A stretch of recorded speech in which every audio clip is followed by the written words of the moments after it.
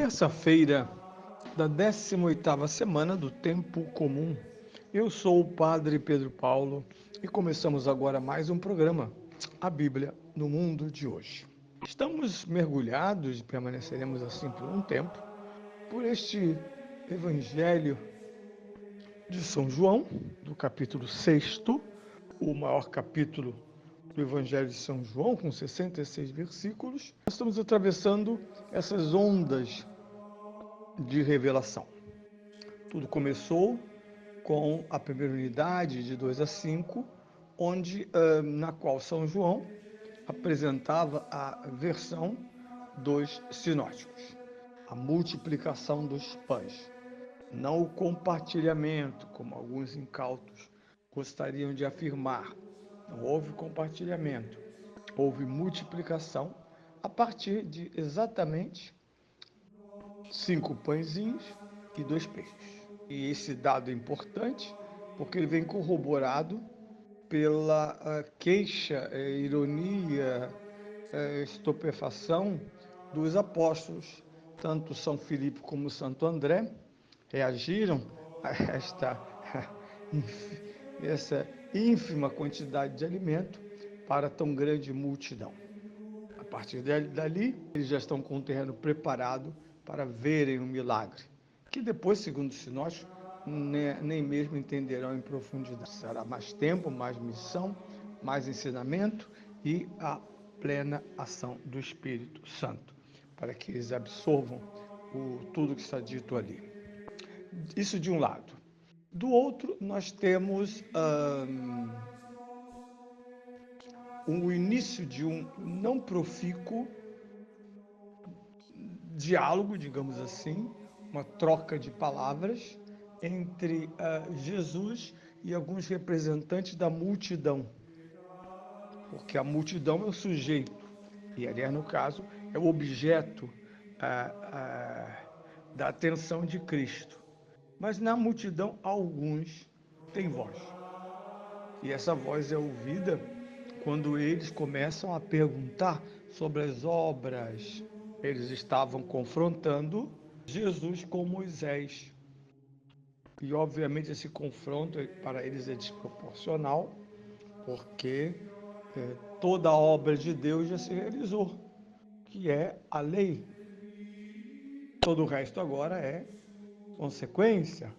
Todos que virão depois de Moisés não vão acrescentar tanto a história da salvação quanto já for acrescentado e com a revelação da lei. Todos os salmos celebram esta lei como fonte de sabedoria, de riqueza, de prosperidade, de conhecimento, de leniência e etc, etc. Então, Jesus começa então a, não digo responder, mas a revelar-se. E Jesus não pode responder a provocações. Não. Ele avança para dar respostas para a multidão que o escuta, e não para um pequeno grupo que o contesta. Ele simplesmente diz a obra de Deus e não as obras que creais no Filho que o meu Pai enviou. Meu Pai enviou o seu Filho. Crer nesse Filho ou no enviado é a obra de Deus, é a fé por excelência. E o cristianismo é exatamente essa obra de Deus que envia seu Filho para a salvação do mundo. Eles continuam insistindo, mas afinal de contas, e que obra então realizas? E dão como exemplo o maná.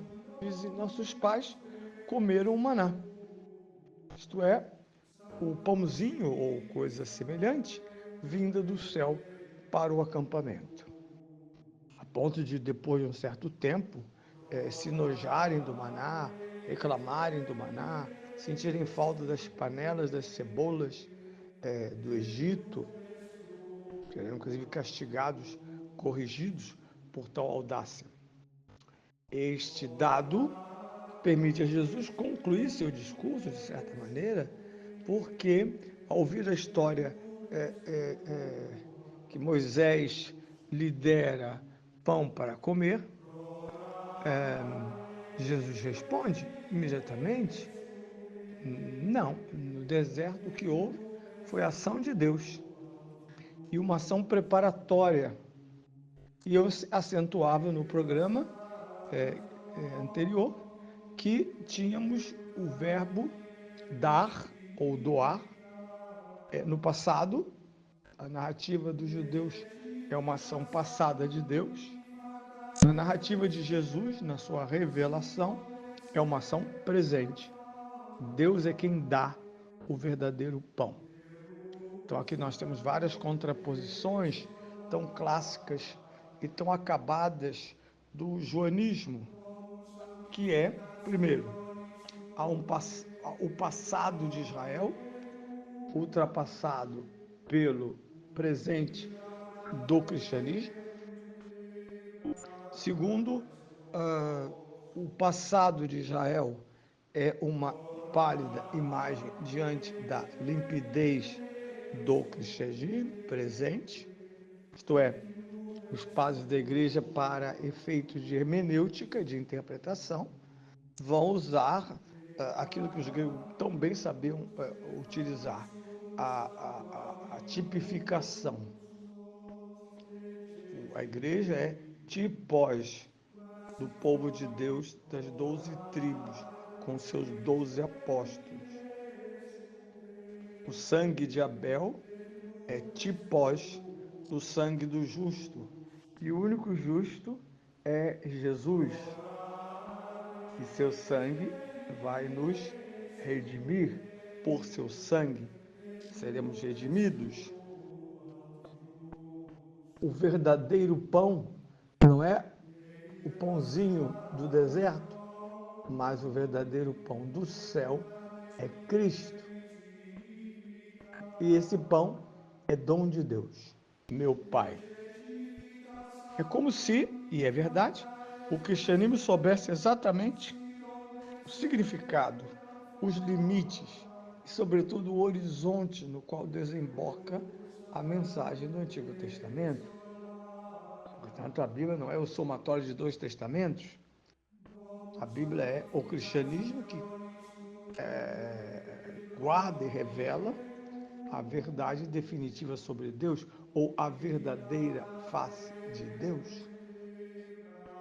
Essa verdadeira face vem preparada pelos relatos antigos, pelos personagens dos relatos antigos, mas, de certa maneira, como se nesses relatos, por isso lá houve revelação, se desfilasse, se desfiasse diante de nossos olhos aqueles pressupostos que serão os mesmos quando o cristianismo emergir como a última, a derradeira, a completa revelação, já que Cristo é plenitude da revelação.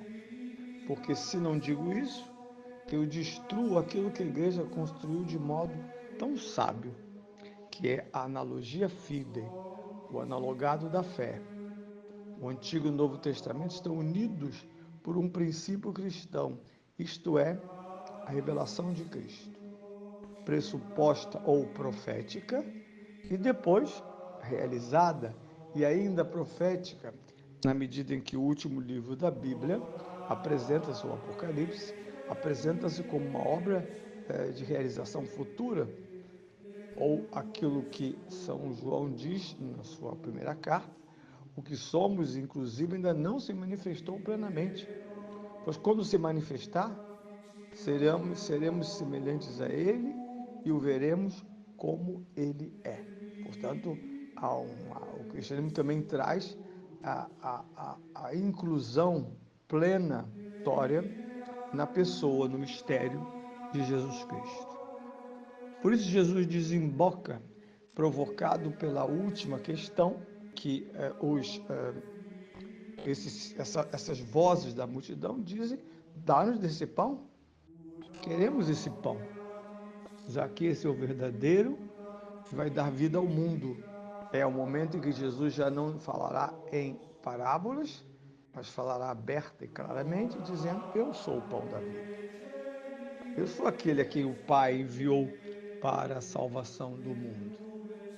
toda vinculação, isto é, a fé à minha pessoa, trará eterna saciedade. Eterna saciedade. Porque quem come o pão da vida encontra nutrição mais do que abundante para realizar a própria vida.